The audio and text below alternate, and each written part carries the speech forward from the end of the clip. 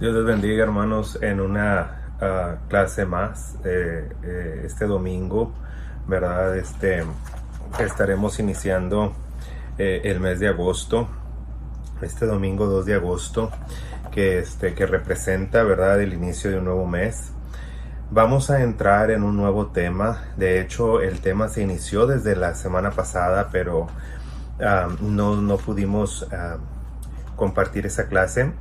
Se tituló El Cristo Glorificado y hablaba como una introducción al libro de Apocalipsis, porque esta nueva serie se va a basar en el libro de Apocalipsis. Entonces, Apocalipsis es un libro muy complejo, es muy importante en la Biblia, es toda la revelación, ¿verdad? Ya en su conclusión. Y como se le dio al apóstol Juan en el Nuevo Testamento, entonces viene mucho mejor explicada, ¿verdad? Hay que recordar que estas visiones son un conjunto de visiones que ya se habían llevado a cabo desde el pasado entre los profetas, ¿verdad? Muchos de ellos hablaron de todas estas visiones, incluyendo a Daniel, a Ezequiel, a Zacarías, ¿verdad? De los que hace mucha mención o que se asemeja, ¿verdad?, a lo que va a hablar Apocalipsis y todas las visiones que tuvo el apóstol Juan. Hay que entender que este libro se inspiró durante el apreso en la isla de Patmos de Juan el Amado o Juan el Apóstol de Jesús. La tradición nos dice que él fue quien escribió esta carta estando preso, ¿verdad? Hay muchas cosas que se dejan saber, hay unas que no se saben con exactitud, como por ejemplo, sabemos que Juan fue el único de los apóstoles que no murió en martirio. Quiere decir que no lo mataron. Él fue el único, ¿verdad?, que vivió hasta su vejez. Algunos pensaron que incluso no murió. Entonces hay muchas, yo le voy a manejar todas las situaciones y tanto lo que es tanto lo que realmente tiene registro histórico como lo que no lo tiene, como la tradición, ¿verdad?, de lo que se dijo que sucedió. Los primeros seguidores, ¿verdad?, entre ellos Policarpo, entre ellos Eusebio, muchos de los primeros cristianos, ¿verdad?, que nos hablaron acerca de estas historias, ¿verdad?, que sucedieron con los apóstoles, ya que no todas quedaron narradas. Todo lo que usted sepa de la muerte de los apóstoles, excepto la de Santiago, en su mayoría todas son solamente la tradición, ¿verdad?, lo que la iglesia recordó y recopiló a través de la historia, pero que no son parte de la Biblia, ¿sí? Entonces tenemos que tener ese cuidado de entender eso. Se hicieron muchas mitologías en ese tiempo, muchos mitos, como por ejemplo uno de ellos que Juan nunca moriría, ¿verdad? Porque Jesucristo, cuando uno de sus apóstoles se acerca y le dice que qué iba a pasar con Juan, él le dice: a mí me gustaría que él quedara hasta que yo regresara. ¿Pero a ti qué? Le dijo: tú sígueme. Entonces desde ahí se corrió el rumor de que el apóstol nunca moriría. Pero el mismo Juan, quien hace alusión a esa historia, dice: pero él no dijo que no moriría, solamente que le gustaría que quedara hasta que él viviera, hasta que él regresara. Entonces no se sabe en realidad. Parte de la tradición nos dice que Juan fue a dar a Patmos porque el emperador romano trató de matarlo varias veces y nunca funcionó. Se cree, según la tradición, que lo metieron en una olla de aceite hirviendo y que no sufrió daño, y que la gente se impresionó tanto y recordaron aquel mensaje de que el apóstol nunca moriría, porque Jesús quería que permaneciera hasta que él regresara. Y de ahí se hizo una fama que en realidad el mismo Juan desmiente, pero en realidad no sabemos, ¿verdad?, qué haya sucedido o hasta dónde Juan entendió las palabras que Jesucristo le dijo. Creer que Juan vive hasta ahorita, pues si lo vemos en un plano secular, pues se nos haría algo imposible, ¿verdad? Porque pues quiere decir que entonces tendríamos a un Juan que vive ahorita y que tiene más de 2000 años de edad. La otra opción también puede ser, ¿verdad?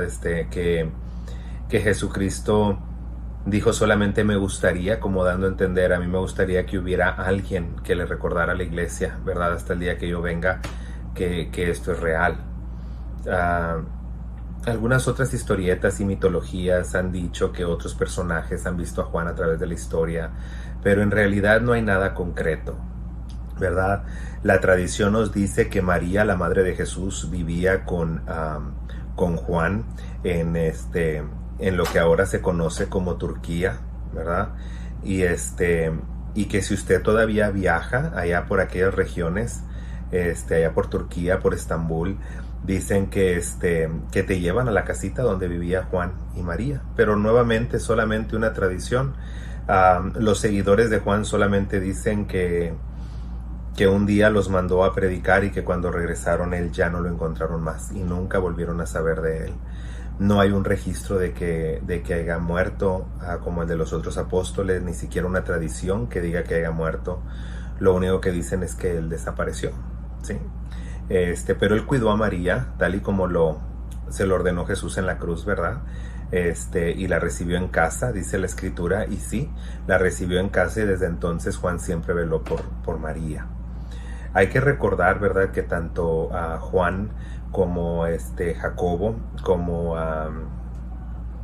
Judas, eran hijos de Salomé, hermana de María. Quiere decir que ellos eran primos hermanos de Jesús. Entonces hay que entender eso, ¿sí? Para poder nosotros entender toda esta gama de información que no viene en la Biblia escrita y que solamente es la tradición.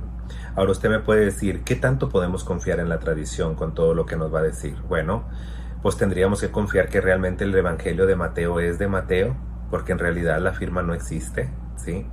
Tendríamos que entender en realidad que la carta de Éfeso es para los efesios, porque Pablo nunca dijo que era para los efesios. Tendríamos que recopilar la carta a la Odisea, porque Pablo sí la escribió y la menciona y no es parte de la Biblia. Entonces hay muchas cosas, hermanos, ¿sí? Que como el libro de Jacer, como el libro de los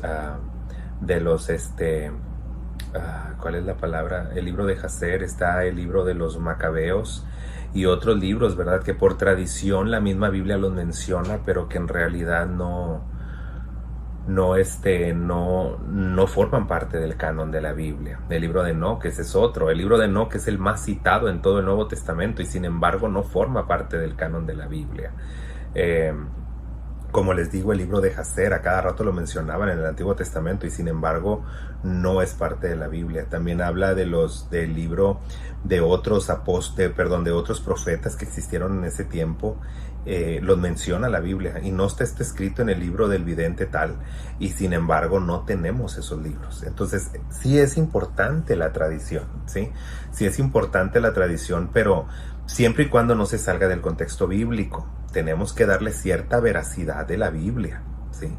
Porque si alguien me dice, no, este es un libro santo, pero ni siquiera lo mencionó la Biblia, todavía yo digo, bueno, si es el libro de Jacer, bueno, la Biblia lo mencionó, déjame ver a ver qué dice, vale la pena de perdido que me siente a leerlo y ver qué es lo que dice, es un libro apócrifo. Pero cuando ni siquiera la Biblia lo menciona y de repente salimos aunque es un libro sagrado, pues ahí sí es de dudarse. Por eso les digo, ¿hasta dónde es importante la tradición? Es importante, pero siempre y cuando tenga un tipo de trasfondo bíblico. Ahora, hubo otros historiadores por fuera que escribieron, como por ejemplo Flavio Josefo, es muy importante, él fue un escritor de la época post Jesucristo, ¿verdad?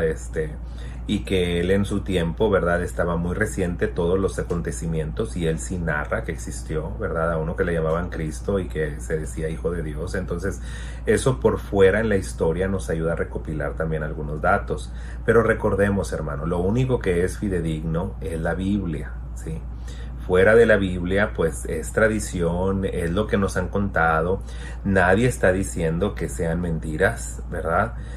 Ni tampoco aseverando que sean verdades. Lo único que podemos decir es de que podemos tomar toda la información, analizarla, verla a la luz de las Escrituras y lo que creamos, ¿verdad? Que edifica, lo podemos adoptar a nuestra vida.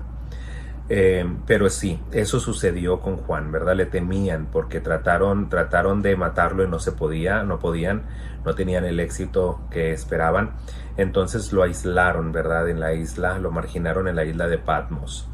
Y pues ahí se llevaban a todos los indeseables, ¿verdad? Toda la gente que no era que eran criminales o que eran malas personas, eran simplemente personas que los líderes del imperio o personas importantes pues encontraban desagradables. Entonces no los queremos aquí. Lo vamos a poner en esa isla. Sí, porque cárceles había muchas en Roma. Entonces, si era porque hubiera cometido un delito, pues enciérralo en la cárcel. Lo que querían con Juan era callarlo, ¿verdad? Y aislarlo a un lugar donde no pudiera esparcir su mensaje. Entonces, estando en esa isla, ¿verdad? Viene el libro de las revelaciones, ¿verdad? O el libro de Apocalipsis. Y de ahí vamos a empezar. Como la clase pasada no se pudo dar, voy a dar una pequeña introducción. Voy a hablarles un poquito acerca del libro del Apocalipsis. Y quiero decirles que en el capítulo 1, verso 3, nos demuestra que es el único libro de toda la Biblia que nos dice que somos bienaventurados si lo leemos.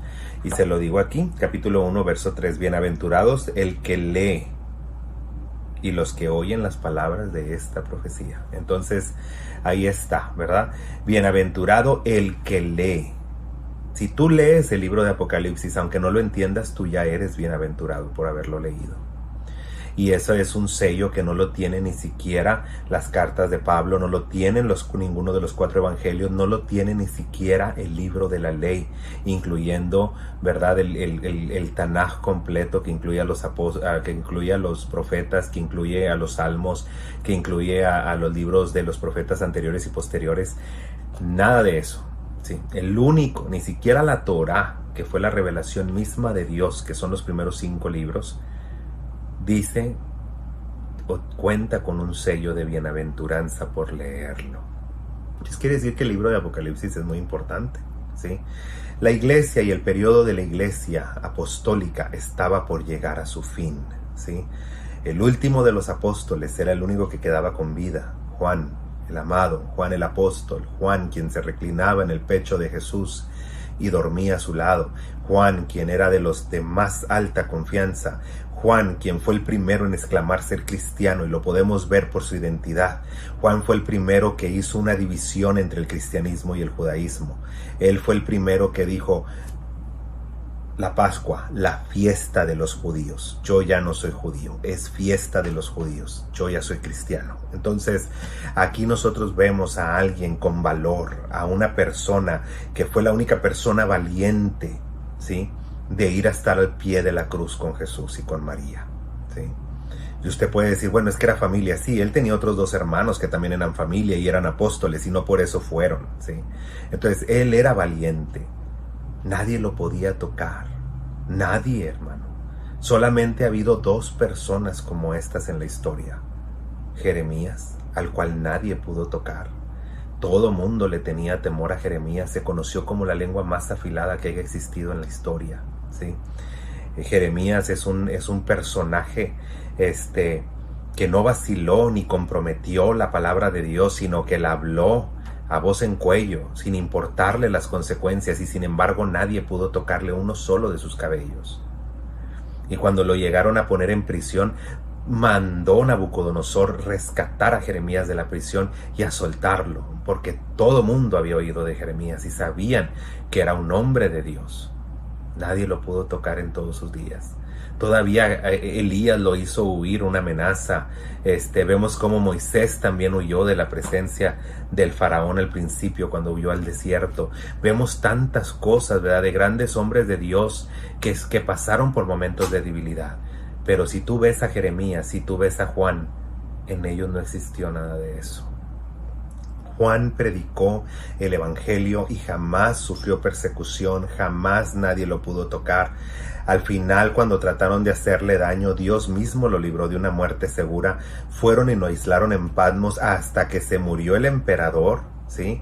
Y los pusieron en libertad y cerraron esa prisión, y él regresó a estar con María, según la tradición, a donde se le vio por última vez, en Turquía, y hasta ahí se le vio. Nunca más se le volvió a ver. Entonces nosotros vemos estas verdades y decimos, en realidad Dios estuvo con ciertos individuos, sí, hubo 2 de ellos.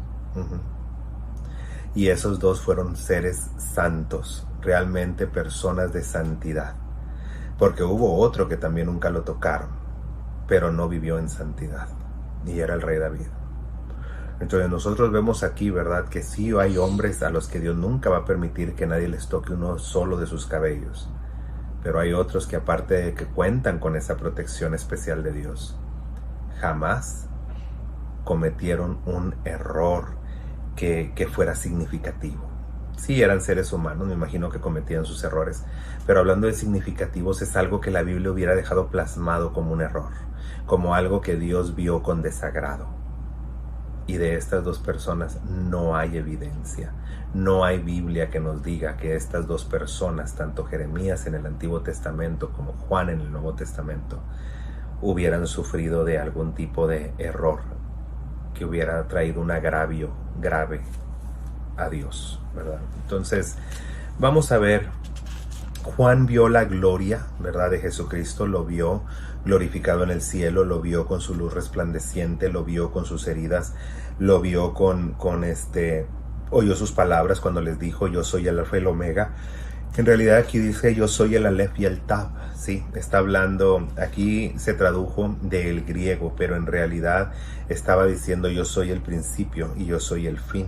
Escribe lo que ves a las iglesias y menciona 7 de ellas. A las iglesias que estaban en Asia, que es Éfeso, Esmirna, Pérgamo, Tiatira, Sardis, Filadelfia y Laodicea. En aquel entonces la iglesia no era como que, voy a la iglesia que está en tal cuadra o en tal calle, no. Aquí la iglesia era la ciudad, ¿sí? La ciudad, la iglesia que está en esa ciudad, la iglesia era una sola, ¿sí? Dios no decía las iglesias, como nosotros ahorita que si nos dicen, ¿a qué iglesia vas? Pues yo voy a Alfa y Omega. ¿Y tú a cuál otra vas? Yo no voy al Emanuel. ¿Y tú a cuál otra vas? Yo voy a Maná del Cielo. ¿Y tú a cuál otra vas? Yo voy a Restauración y Poder. ¿Y tú cuál vas? Yo voy a Iglesia Cristiana Restauración. Antes era, si hubiera escrito el apóstol, hubiera dicho, escribe a la iglesia de Laredo. Escribe a la iglesia de Laredo, Texas. No decía a las múltiples iglesias, no. Porque para Dios la iglesia es una, no es múltiple, es una. Todas las iglesias que se encuentren en una misma comunidad, en otras palabras, en una misma ciudad, deben de ser un solo cuerpo. Entonces vamos a ver qué nos dice aquí el relato. Nuevamente dice, no temas, en el verso 17 del capítulo 1, yo soy el primero y el último, el que vivo, estuve muerto. Mas he aquí que yo vivo por los siglos de los siglos, y tengo las llaves de la muerte y del Hades. Escribe las cosas que has visto, las que son, las que han de ser después de estas, ¿sí? El misterio de las 7 estrellas que has visto en mi diestra y los 7 candeleros de oro. Las 7 estrellas son los ángeles de las 7 iglesias y los 7 candeleros que has visto son las 7 iglesias. ¿Por qué leo esta última parte antes de entrar a donde habla de las iglesias? Bueno, aquí se mencionan 7 iglesias, ¿sí?, a las cuales el apóstol les escribe. Ahora, en esta clase que se divide en 2 partes, vamos a hablar primeramente de 4 iglesias: Éfeso, Esmirna, Pérgamo y Tiatira. Posteriormente vamos a enfocarnos en la segunda clase, que es para la semana que entra, en las últimas 3, ¿verdad? Lo cual es Sardis, Filadelfia, y Laodicea. Entonces, aquí es bien importante que nosotros sepamos estas acerca de estas iglesias. Ahora, lo único que se va a mostrar, o lo único que menciona, ¿verdad?, cada uno de las iglesias es el elogio, la reprensión y la promesa, o el elogio, el cargo y la promesa, elogio, reprensión y promesa, elogio, reprensión y encargo y promesa, ¿sí? Entonces, nomás hay una de ellas, ¿sí?, de todas estas iglesias, ¿sí?, en la cual se le elogia por encima de todos, ¿verdad? Porque, por ejemplo, hay un elogio para Sardis, pero nomás para ciertas personas. Y la iglesia de Filadelfia hay elogio y promesa, nunca hay reprensión. Las otras también tienen elogios, pero tienen encargos o tienen promesas o tienen reprensiones. Entonces, de todas estas, de toda la lista, vemos nosotros que Filadelfia es una iglesia importante, una iglesia a la que se le da la oportunidad de, de poder probar que son dignos antes de que venga la calamidad. Entonces, ¿de qué se trata esto? Bueno, cuando usted lee acerca de estas iglesias, ¿verdad? Los mensajes de Cristo a las iglesias. Estas iglesias, hermanos, en realidad también hay otra doctrina, una enseñanza que nos asemeja nuevamente, hablamos de tradición. Nos asemeja a que cada una de estas iglesias representa un tiempo en la historia de la iglesia, o los 7 tiempos de la iglesia. Como por ejemplo, cuando usted estudia acerca de la historia de la iglesia, usted va a entender que la historia de la iglesia se divide en 7 periodos. Así como aquí hay 7 iglesias. Vemos que el último periodo, ¿verdad?, es el más difícil de todos. Entonces estos periodos tienen nombres, como por ejemplo la iglesia apostólica, ¿verdad? Después le sigue la iglesia perseguida, la iglesia imperial, la iglesia medieval, ¿sí?, la iglesia reformada, la iglesia moderna y la iglesia apóstata, ¿sí? Entonces nosotros vemos ahora, si lo queremos planificar, bueno, Éfeso representa a la iglesia apostólica. Esta se acaba con la muerte de Juan, ¿sí? Después viene una persecución, que ya había una pequeña persecución, pero después empieza una persecución terrible. Se cree que duró cerca de 200 años, porque la iglesia apostólica duró los primeros 100 años, porque Juan murió, ¿verdad? Se cree más o menos de esa edad. Entonces, a los 100 años se acaba el periodo apostólico, empieza una persecución por los emperadores, por los emperadores romanos. Y estos emperadores romanos, hermanos, hicieron cosas terribles. Uno de ellos incluso levantó un monumento, ¿verdad? Irguió un monumento que decía: aquí yace la superstición cristiana, ¿verdad? Entonces, como ustedes verán, eran malos. De hecho, varios de ellos creyó la iglesia que estaban viviendo en el tiempo del anticristo, que el anticristo era uno de ellos y que de estos líderes de Roma, y que venían con todo contra ellos y matando y destruyendo. Finalmente, la iglesia, ¿verdad?, termina su periodo de persecución 200 años después, o 300 después de que Cristo estuvo en la tierra. Al decir los 300 años, en el año 325 se firma el edicto de tolerancia y nace la Iglesia Católica, Apostólica y Romana. Y desde ahí se convierte en la Iglesia Imperial. Después, más adelante, la Iglesia pasa por una época oscura durante la era medieval, donde viene la peste negra, donde viene una decadencia en la fe, donde viene una cosa terrible entre sus líderes, ¿verdad? Y cómo los líderes empezaron a hacer cosas horribles, los papas, ¿verdad? Teniendo diferentes mujeres, practicando cosas que eran anticristianas, incluso hay unos que son antipapas. Entonces son cosas muy tremendas, ¿verdad? Y la historia muy oscura de la Iglesia Católica durante el periodo medieval. Posteriormente, ¿verdad?, acaba esto, se le da un fin a la iglesia medieval, viniendo la Reforma. ¿Por qué? Porque la Reforma empezó muchos años antes, pero nadie tuvo éxito en reformar la iglesia hasta que llegó Lutero, ¿sí? Martín Lutero era de las confianzas de uno de los príncipes de Germania, ¿verdad? O de lo que conoceríamos hoy como Alemania. Entonces, este príncipe era tío del emperador, el emperador que existía en ese entonces, y ahí fue donde empezó la división, ¿verdad? Empezó una división tremenda, a los cuales, ¿verdad?, llegó hasta el punto de que otros príncipes, otros reyes ya no querían estar bajo el yugo de Roma y empezó una división grande, a tal punto que la vida de Lutero corrió peligro. Lutero tradujo la Biblia de Gutenberg, ¿sí? Empezó a traducir la Biblia, después imprimió la primera Biblia, y pues esto fue un golpe muy fuerte para la Iglesia Católica, y desde entonces empezó la Iglesia Luterana. Ahí nació la Iglesia Luterana, y es de las ramas más antiguas, ¿verdad? O si no es la primera de toda la Reforma. Ya después, con el tiempo, vino la rama metodista, vino la rama calvinista, vino la rama, diferentes ramas, ¿verdad? Hubo muchos grupos como los Lollardos, pero eso ya es entrar mucho en la historia de la iglesia. Aquí lo importante es entender, ¿verdad?, que la iglesia sufrió una reforma. ¿Y qué era la reforma? ¿Para qué era? En realidad la reforma era solamente lo que Martín Lutero pedía, era que la iglesia corrigiera algunos de sus déficits, ¿verdad?, o de sus deficiencias.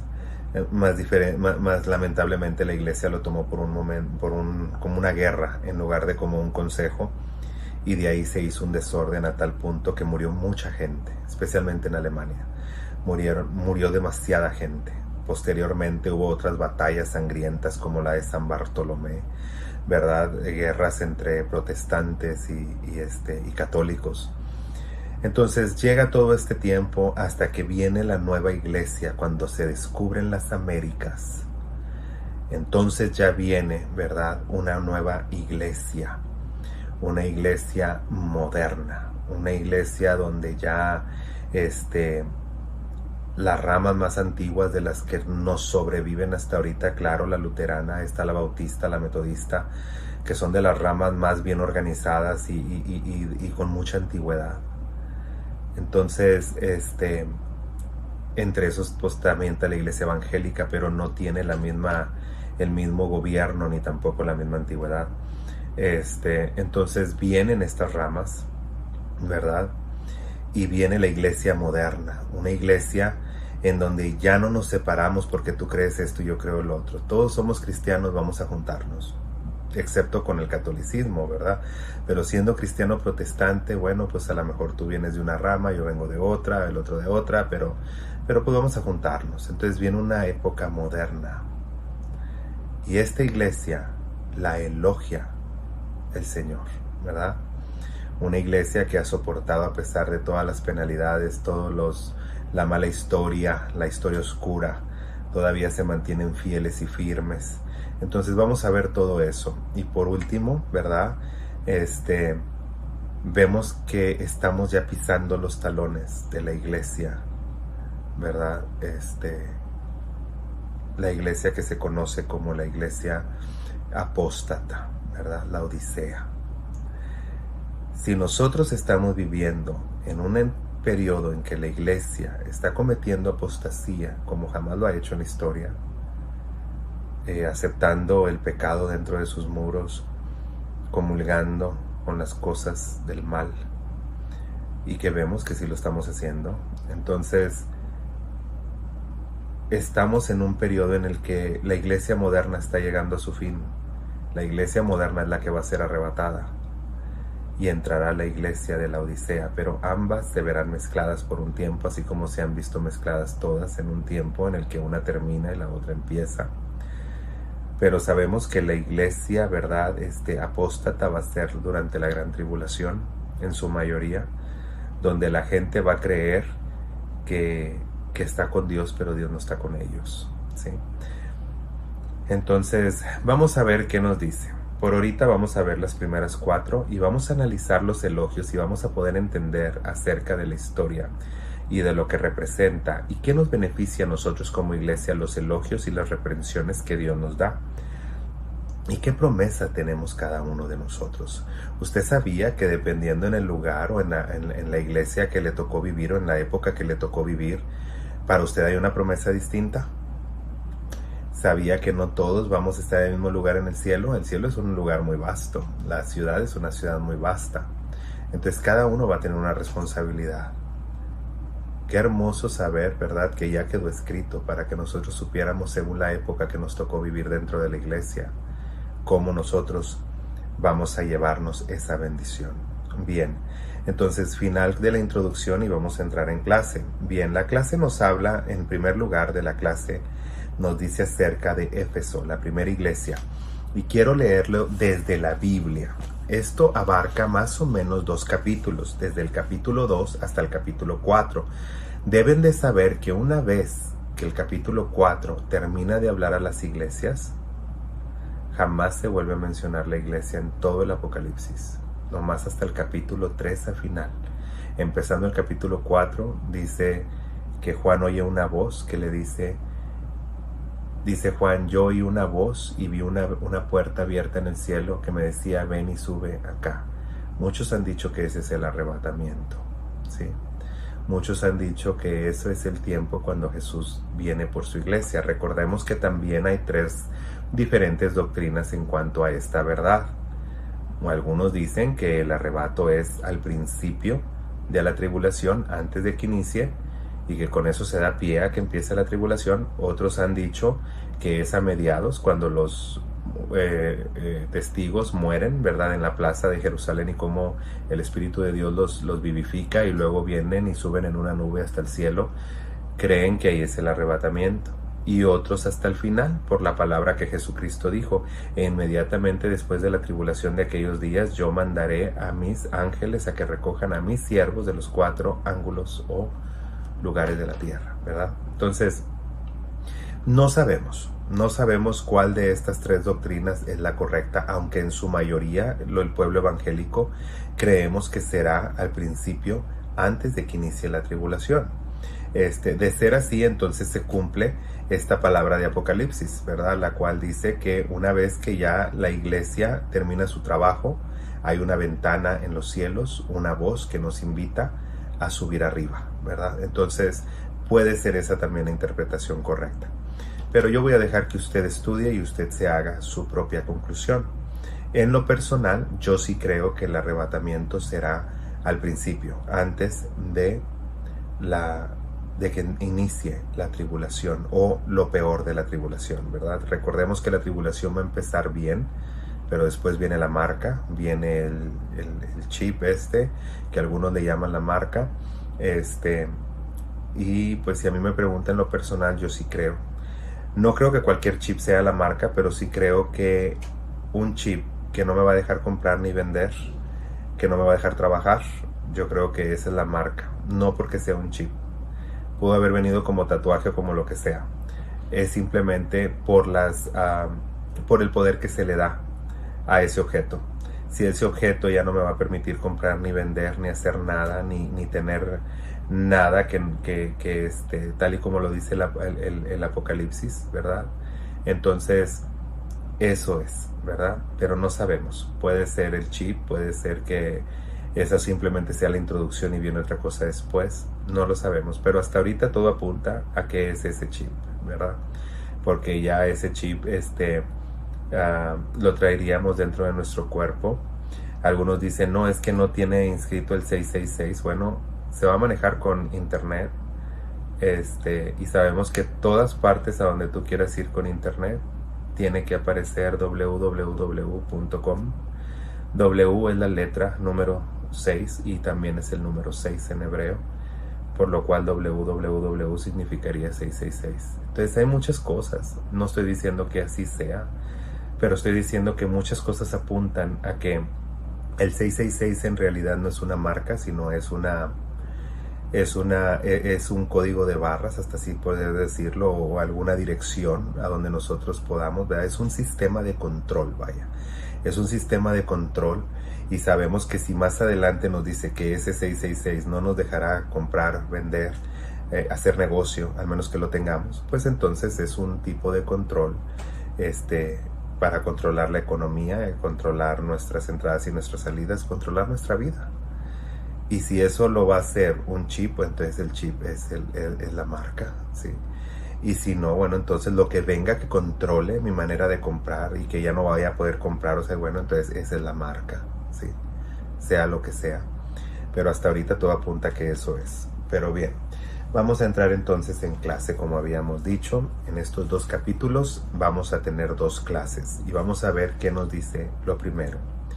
Mantenga en su mente abierta en lo que estamos hablando y que usted pueda tener también, ¿verdad?, ese conocimiento. Yo voy a estar leyendo acerca de la iglesia de Éfeso.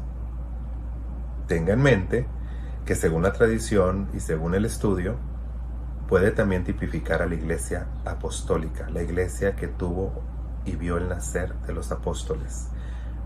Esta iglesia de Éfeso nace cuando dice: he aquí, sobre esta roca edificaré mi iglesia, y culmina con la muerte de Juan. Vamos a ver qué nos dice. Escribe al ángel de la iglesia en Éfeso. Termina el periodo, no la iglesia, perdón si no me expliqué correctamente. Termina el periodo de la iglesia apostólica. Bien, seguimos leyendo. Escribe al ángel de la iglesia en Éfeso, el que tiene las 7 estrellas a su diestra y el que anda en medio de los 7 candeleros de oro, dice esto, haciendo alusión a la visión que tuvo de Jesús, ¿verdad? Jesús es el que está diciendo esto. Yo conozco tus obras y tu arduo trabajo, tu paciencia, y que no puedes soportar a los malos y has probado a los que se dicen ser apóstoles y no lo son, la iglesia apostólica. Y los has hallado mentirosos, y has sufrido, y has tenido paciencia, y has trabajado arduamente por amor de mi nombre, y no has desmayado, la iglesia apostólica. Pero tengo contra ti que has dejado tu primer amor. Pues sí, porque empezaron a morir los apóstoles, y la gente como que ya no tenía esta misma fuerza espiritual. Recuerda por tanto de dónde has caído, y arrepiéntete, y haz las primeras obras, pues si no, vendré pronto a ti, y quitaré tu candelero de su lugar si no te hubieres arrepentido. Pero tienes esto, que aborreces la obra de los nicolaítas.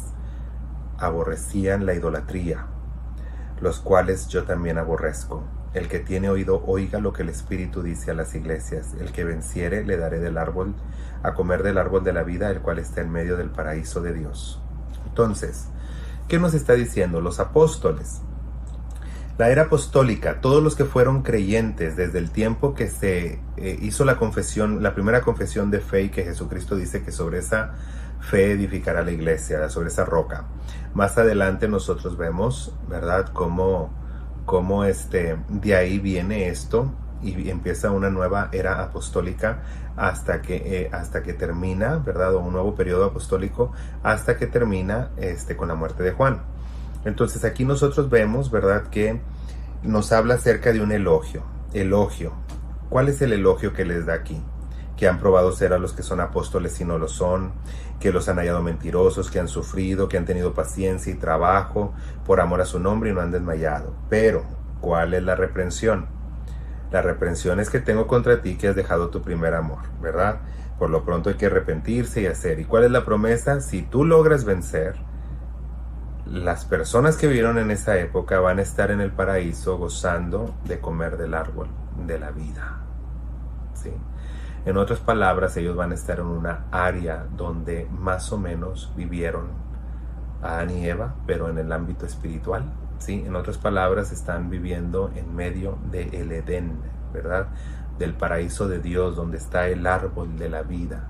Si ustedes recuerdan, en el tiempo de Adán y Eva, ¿verdad?, había un Edén mineral y había un Edén espiritual.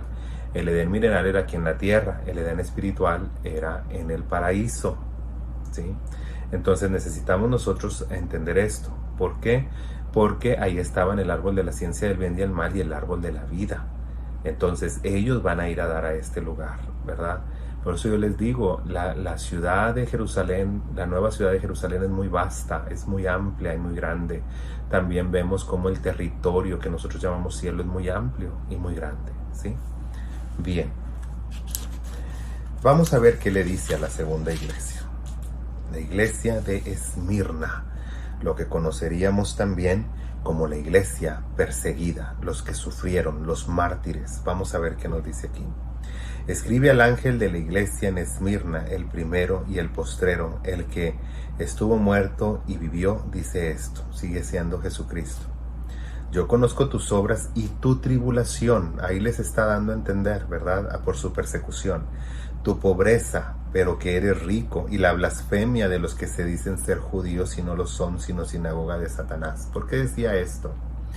Porque en ese tiempo había, ¿verdad?, cristianos que andaban buscando casas de los judíos, porque la mayoría de los primeros cristianos habían sido judíos. Entonces todos estos salían, andaban huyendo, ¿verdad?, por todos lados. Y ellos, como veían a los judíos como sus hermanos, esperaban ayuda de ellos, pero no les daban esa ayuda. Y muchos les tendían trampas para que los pescaran los gobiernos y los mataran, ¿verdad?, el emperador. Otros también, ¿verdad?, se hacían llamar judíos, pero en realidad eran practicantes de artes oscuras, negras. Esto se veía mucho en Roma. En Roma había mucho satanismo, ¿verdad? Había mucha prostitución, había mucha degradación, había todo tipo de pecado sexual, incluso el infanticidio, la pedofilia, todas esas cosas, ¿verdad?, que la iglesia erradicó y que ahora podemos ver que por la debilidad de la iglesia están regresando. Hay gente que desea que vuelva el bestialismo, que venga la pedofilia, que venga todo eso, ¿verdad?, que la iglesia erradicó del gobierno, ¿verdad?, o del imperio romano. Bien, y dice aquí: no temas en nada por lo que vas a padecer. He aquí, el diablo echará a alguno de vosotros a la cárcel. Ahí viene la persecución.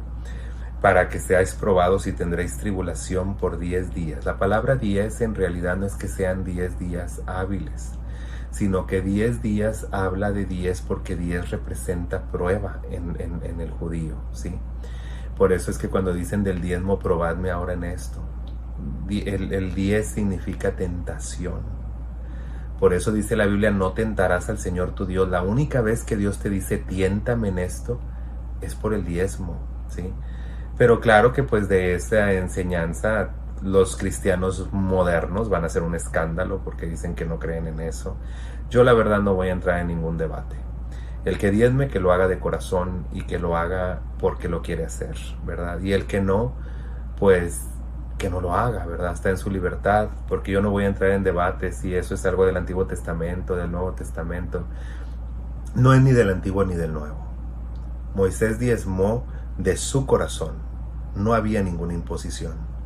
También todos los hijos de Israel, pero Abraham fue el que diezmó primero y lo hizo de corazón, ¿sí? Él lo hizo de corazón. Dice que él trajo todos los diezmos a Melquisedec, ¿sí?, el sacerdote de Salem. Y no lo obligaron, nadie le dijo: oye, y tú tienes que dar la 10ª parte de todo lo que recogiste. ¿Sí? Nadie le dijo nada. Él diezmó de corazón. Desde la antigüedad ofrecían holocaustos, que también era el diezmo de lo que recogían, como lo hacía Abel, como lo hacía Noé, como lo hacían todos los antepasados. Pero ahora, como el diezmo, y yo lo entiendo, hay muchos líderes que han abusado de eso, han hecho mercadotecnia, mercadotecnia es la palabra equivocada, han hecho mercadería, ¿verdad? Han hecho tanta tontería con el dinero, y los vemos despilfarrando ellos y los hijos de los pastores, y es un asco, esa es la palabra. Entonces, la gente se ha decepcionado. Pero no quiere decir que no hay una bendición detrás de diezmar. No quiere decir que el diezmo dejó de existir nada más porque la mayoría, ¿sí?, o porque tú no lo quieras dar, o porque el otro no la quiera dar. Yo te voy a ser sincero. Mi familia y yo diezmamos de toda la vida. Somos cristianos de toda la vida. Y ese fue el éxito del negocio que Dios nos ha dado. Nosotros diezmamos de nuestro negocio, diezmamos de nuestros sueldos. Y eso es una bendición que no se acaba. Yo quisiera, a veces, yo le digo: Señor, ahorita está la pandemia, nadie tiene trabajo y yo estoy buscando trabajadores porque no me doy abasto. La iglesia, el negocio de nuestra familia nació hace 25 años. La iglesia que nosotros tenemos tiene 7 años. Y a nuestros feligreses, ¿verdad?, a nuestros hermanos en Cristo, nuestro pastor, que es mi papá, ¿verdad?, les ha enseñado: sí, hay una bendición detrás de diezmar y de ofrendar, pero no es necesaria. O sea, si ustedes no lo quieren hacer, no lo hagan. La iglesia siempre va a haber alguien que va a dar. Por muchos años, esa iglesia se estuvo manteniendo con los recursos de nuestro negocio familiar. Tenemos poco tiempo, de que ya la iglesia, con las donaciones que hacen las personas, se sostiene a sí misma, pero nada más para sostenerse a sí misma. Entonces, ¿por qué lo digo? No porque me jacte de esto, sino porque no todos vivimos de los diezmos, no todas las familias pastorales vivimos de los diezmos, no todas las familias del pastor abusan de la gente. Hay pastores buenos todavía que no han abusado de nadie, hay pastores que son íntegros. El diezmo sigue siendo una bendición, yo lo sigo haciendo y yo estoy, bueno, el Señor sabe que nos ha bendecido de más. Entonces, en realidad no es una mentira, ¿verdad? Tanto como es mentira que diezmar es obligatorio, como es mentira, ¿verdad? Que tú no tienes que diezmar. El diezmo es algo que nace del corazón, ¿sí? Es algo que viene de Dios a tu corazón. Y si tú lo das, las ventanas de los cielos se van a seguir abriendo y vas a tener bendición hasta que sobre y abunde, porque las promesas de Dios son para siempre. No podemos tomar del Antiguo Testamento lo que se nos da la gana para poder acomodar nuestra fe y lo que no nos gusta lo dejamos atrás. No. Lo único que no tenemos del Antiguo Testamento es que ya no hacemos sacrificios. ¿Sí? Ya nosotros no hacemos sacrificios porque Cristo lo hizo una vez y para siempre, y de acuerdo al orden de los sacrificios lo hizo. De ahí en fuera nosotros tenemos que respetar todo. Tenemos que seguir respetando el no matarás, el amarás a tu Dios sobre todas las cosas, el no adulterarás. Todas las leyes las tenemos que seguir nosotros acatando. Y si no, pues pregúnteselo a Pablo, porque él ahí te da una amplia lista de lo que tienes que hacer. Pregúntenselo a los primeros apóstoles cuando se hizo el primer concilio de Jerusalén y dijeron lo que se tenía que hacer y que no hacer. Sigue siendo toda la ley. Entonces yo no sé cuál es el problema, ¿verdad?, con la gente. Y usted me puede preguntar, bueno, ¿y qué me dice qué me dice usted de la circuncisión? No, porque eso es parte de lo que ya cubrió Cristo, ¿sí? La circuncisión viene en el corazón cuando nosotros rechazamos el mundo y venimos a Cristo. Eso es lo que representa la circuncisión. Por eso yo les digo, excepto por el sacrificio de Cristo y lo que representa su sacrificio y lo que Él es ahora en nosotros, fuera de eso, todo lo demás lo tenemos que cumplir. Entonces, por eso yo no sé de dónde la gente saca. No, es que esto era del Antiguo Testamento, esto es del Nuevo. Lo único que es del Nuevo es que no tenemos que nosotros morir por nuestros pecados porque Cristo ya pagó por ellos. Aceptar a Cristo, bautizarnos, creer en Él para que venga la circuncisión en nuestro corazón. De ahí en fuera, todo lo demás sigue siendo igual. Yo no sé de dónde sacan tanta idea, porque no leen la Biblia, ¿sí? Y los que no diezman es porque son tacaños, no quieren hacerlo, no quieren ofrendar ni diezmar, y está bien, ustedes están en toda su libertad de hacerlo. Pero el que lo puede hacer va a gozar de las bendiciones. Pero que nadie te obligue. Dice la Escritura en el Nuevo Testamento, para los que pelean el Nuevo Testamento, cada quien dé como dispuso en su corazón. No por problemas ni porque esté un conflicto en mi mente, sino de corazón. ¿Y a qué me refiero con 10? 10 representa esa prueba. Es por eso que el diezmo también representaba una prueba, porque es difícil darlo, es creerle a Dios. Sí, por encima de la tribulación que estoy pasando, de la situación que estoy pasando, yo le tengo que creer a Dios. Bien, viene más adelante, nos dice... conozco y tendréis tribulación por 10 días, sé fiel hasta la muerte y yo te daré la corona de vida. El que tiene oído oiga lo que el Espíritu dice a las iglesias, el que venciere no sufrirá daño de la segunda muerte. Entonces aquí nosotros vemos que hay un elogio y un encargo, y más adelante una promesa. El elogio, ¿verdad?, es que han sido probados, han superado la tribulación, han podido discernir entre los que son verdaderos cristianos y no. Y finalmente, ¿verdad?, les da un encargo que es, ¿verdad?, que soporten, hay que soportar. Y finalmente les da la promesa, ¿sí? Sé fiel hasta la muerte y yo te daré la corona de vida. ¿Por qué? Porque ellos iban a morir. La mayoría de ellos fueron muertos, por eso ellos recibirán la corona de la vida. En otras palabras, ellos recibirán vida eterna porque perdieron sus vidas en la tierra, pero ahora tienen vida eterna para siempre, ¿verdad? Y ya no van a tener más muerte. Siguiente, vamos a la iglesia de Pérgamo, ¿verdad? Donde nos dice la iglesia de Pérgamo, Este, em, en el verso 12 del capítulo 2, si gustan ir conmigo.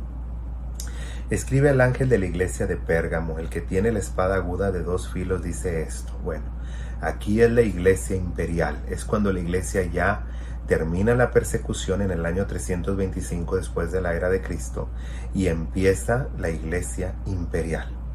¿Sí? Y esta dura desde del 325 hasta la Edad Media. Vamos a ver qué nos dice aquí. Escribe al ángel de la iglesia en Pérgamo, el que tiene la espada aguda de 2 filos, dice esto.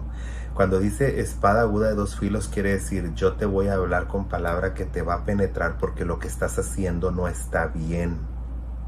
¿Sí? Te has dejado engañar, has dejado que la mentira entre dentro de la iglesia. ¿Sí? Dice más adelante, yo conozco tus obras y sé dónde moras, que estás en el trono de Satanás. Pues ya estaban en Roma, ¿verdad? Dice, pero retienen mi nombre, quiere decir que se seguían llamando cristianos, ¿sí? Y no han negado mi fe, ni aun en los días de Antipas, mi testigo fiel, que fue muerto entre vosotros donde mora Satanás. Pero tienes unas pocas cosas contra ti. Tengo unas pocas cosas contra ti, que tienes ahí a los que retienen las doctrinas de Balaam, que enseña a Balac a poner tropiezo ante los hijos de Israel y a comer cosas sacrificadas a los ídolos y a comer fornicación. Había entrado la idolatría. ¿Cómo entró la idolatría? La iglesia empezó como iglesia apostólica y romana, ¿verdad? Iglesia ¿verdad? Católica, apostólica y romana, y empezó haciendo grandes obras. Eso sí hay que darles crédito. Los primeros años fueron muy valiosos porque retiraron todo tipo de infanticidio, retiraron el abuso, retiraron lo que era la esclavitud y el que no tuvieran derechos ni los esclavos, los cuales eran abusados hasta sexualmente. Quitaron todo tipo de pedofilia, todas esas cosas que destruían y que ese imperio estaba podrido de pecado sexual y de otros pecados aberrantes.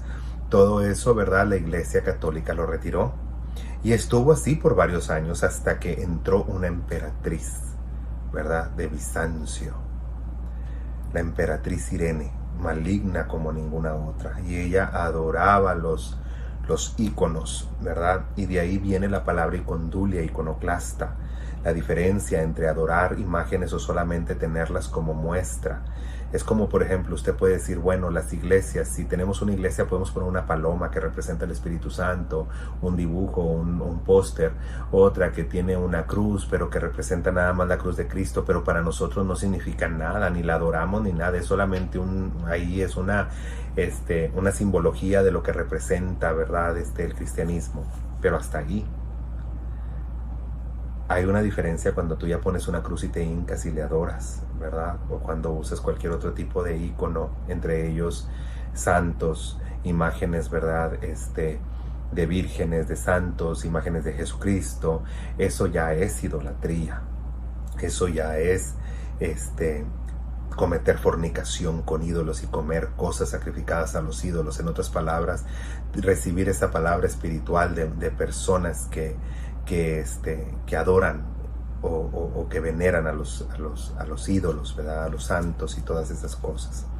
Entonces ahí es donde viene ya la decadencia de la iglesia. La iglesia lo adoptó, lo votó, estuvieron de acuerdo, todos votaron. Claro que en su mayoría los que no iban a votar a favor fueron exterminados por la emperatriz Irene. En el segundo concilio de Nicea fue donde se aprobó la adoración a los íconos. Y desde entonces empezaron a pintar santos y a tener veneración en la iglesia. La iglesia católica siempre ha dicho que los santos y las imágenes no las adoran, solamente adoran a Dios. Pero pues sus actitudes, ¿verdad?, dicen otra cosa. Los que sí tienen esa adoración y sí los veneran son los griegos, los ortodoxos. Entonces, y todos los que sean iglesias ortodoxas, porque están en varias partes, entre esas también en Rusia. Entonces es bien importante que nosotros sepamos estas verdades, ¿verdad? Y cómo la iglesia ha ido cambiando a través de las edades.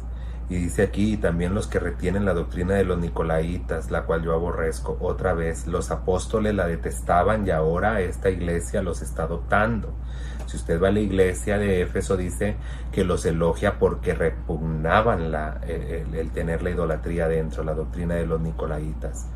Y ahora resulta que aquí sí los estaban aceptando. Entonces es un contraste muy fuerte entre dos iglesias, entre la iglesia que estaba sucediendo aquí y la iglesia que empezó con la obra de Cristo en la tierra. Dice más adelante, pero, sí, dice, pero, aquí nos dice, y también tienes, dice, por tanto arrepiéntete, pues si no vendré a ti y pelearé contra ellos con la espada de mi boca. Quiere decir que ya les estaba avisando, si no cambian yo voy a levantar a alguien con una palabra fuerte, con palabra y autoridad, para venir a ponerles un orden o para venir a detener lo que están haciendo. El que tiene oído, oiga lo que el Espíritu dice a las iglesias. El que venciere daré a comer del maná escondido, o sea, le daré el verdadero pan, porque el pan que están comiendo está adulterado, ¿sí? Y le daré una piedrecita blanca, representando al Unim y el Tumim, lo cual representaba lo blanco, aprobación de Dios, lo negro, desaprobación de Dios. Quiere decir que ibas a ser aprobado por Dios. Y la piedrecita escrito un nombre nuevo, el cual ninguno conoce. En otras palabras, volveré a salvarte y te daré un nuevo nombre. Yo te puse nombre, mío eres tú, dice el Señor en la palabra. A los que somos salvos, Dios nos escribe un nuevo nombre. Entonces les estaba ofreciendo esa salvación. Bien, por último vamos a ver a Tiatira, ¿verdad? Y dice, escribe al ángel de la iglesia en Tiatira, el Hijo de Dios, el que tiene ojos como llama de fuego y pies semejante al bronce bruñido, dice esto. Estaba hablando de sus pies, ya él estaba caminando entre esta iglesia. Ya estaba caminando con autoridad para poner orden. Está hablando a la iglesia a la iglesia medieval, ¿verdad? La iglesia medieval, la cual, ¿verdad? Dios trajo un juicio, aventó a la iglesia un juicio porque no quiso dejar la idolatría, no quiso cambiar sus hábitos, no quiso regresar a su primer amor, porque cuando ellos empezaron, cuando la iglesia católica empezó, hizo grandes cosas buenas, cosas que cambiaron y transformaron al mundo. Y sin embargo, ahora estaban cayendo en estos mismos errores del pasado. Y fíjese lo que dice ahora el verso 18. Escribe al ángel de la iglesia en Tiatira, el Hijo de Dios está hablando, soy yo el que está haciendo esto. El que tiene los ojos como llama de fuego, quiere decir, yo voy a ir a mirar lo que estás haciendo. Y pie semejante al bronce bruñido, dice esto, diciendo, yo voy a ir a caminar entre ustedes y ver, atestiguar de que lo que se les está acusando es verdad. Yo conozco tus obras, tu amor y tu fe y tu servicio y tu paciencia, y que tus obras postreras son mayores que las primeras. Estaba diciendo, reconozco que quitaste el infanticidio, reconozco que ayudaste a la gente, a los esclavos, ayudaste a poner un orden en este imperio del diablo, ¿sí? Sin embargo, pero tengo unas pocas cosas contra ti, que toleras a esa mujer Jezabel. ¿Sí? Jezabel, acuérdense que era la mujer que seducía al rey a pecar contra Dios. Quiere decir que había, ¿verdad? La iglesia se había convertido, ¿verdad? En que permitía que la monarquía, que la gente de poder, instara al cristianismo a aceptar cosas que no debía. Que se dice, profetiza, enseña y seduzca a mis siervos a fornicar y a comer cosas sacrificadas a los ídolos. Ya Jezabel se había metido a la iglesia, ya la prostitución espiritual estaba dentro de la iglesia y estaba acabando con la iglesia, con lo bueno que la iglesia había logrado. Y le he dado tiempo para que se arrepienta, pero no quiere arrepentirse de su fornicación. Y aquí yo la arrojo en karma, en gran tribulación, junto con los que ella adulteran y no se arrepienten de las obras que ella hace. Ahí viene la peste negra. Vino la consecuencia sobre Europa por haber hecho tanta atrocidad, ¿verdad? Por haber prostituido a la iglesia. Y a sus hijos heriré de muerte, y todas las iglesias sabrán que yo soy el que escudriña la mente y el corazón, y os haré a cada uno según sus obras. Pero vosotros los demás, los que están en Tiatira, cuanto no tienen esta doctrina y no la han conocido, lo que se llaman las profundidades de Satanás, yo os digo, no os pondré otra carga. pero los que tenéis, retenerlo hasta que yo venga. El que venciere y guardare mis obras hasta el fin, yo le daré autoridad sobre las naciones y las regiré con vara de hierro, y estarán quebradas como vasos de alfarero, como yo también lo he recibido de mi Padre. Y le daré la estrella de la mañana. La estrella de la mañana es Cristo, la estrella resplandeciente de la mañana. El que tiene oído, oiga lo que el Espíritu dice a la iglesia. ¿Qué está diciendo? He visto, ¿verdad?, cómo te estás otra vez decayendo y estás volviendo a como era antes, ¿verdad? A como el imperio inició. Vistes todas esas atrocidades, las cambiaste y ahora otra vez vuelves a lo mismo. Entonces, dice aquí, ¿verdad? Yo sé que muchos de ustedes ya se contaminaron, muchos ya hasta cayeron en la apostasía y ahora se dedican, ¿verdad?, a comulgar con las cosas del satanismo. Mas sin embargo, dice la Biblia, el que venciere y guardare todas estas cosas, yo les daré las naciones para que las rijan con vara de hierro. Le estaba prometiendo a la iglesia, yo te daré no nomás a Europa, te voy a dar a todas las naciones. Las vas a herir, vas a tener en tu poder a las naciones. Sin embargo, ¿verdad? Esta promesa Dios la quería que se llevara a cabo, pero vio que no cambiaron. Entonces lo que viene para Sardis es una iglesia que se divide, pero eso es para la próxima semana. Así que Dios les bendiga, Dios les guarde, y espero, ¿verdad? No quiero dar más adelantos porque me adelantaría a la próxima clase y hay otros puntos que quiero tratar en esta clase. Pero quiero decirles que esta clase es de bendición para todos porque así lo instituyó, ¿verdad? Este apóstol, ¿verdad? Será de bendición todos los que leamos acerca del Apocalipsis. Lea este libro de Apocalipsis en estos días. Vamos a estar durante el mes de agosto viendo el libro de Apocalipsis. Yo les invito a que lean este libro para que estemos más familiarizados sobre este libro. ¿De acuerdo? Dios les bendiga. Amén.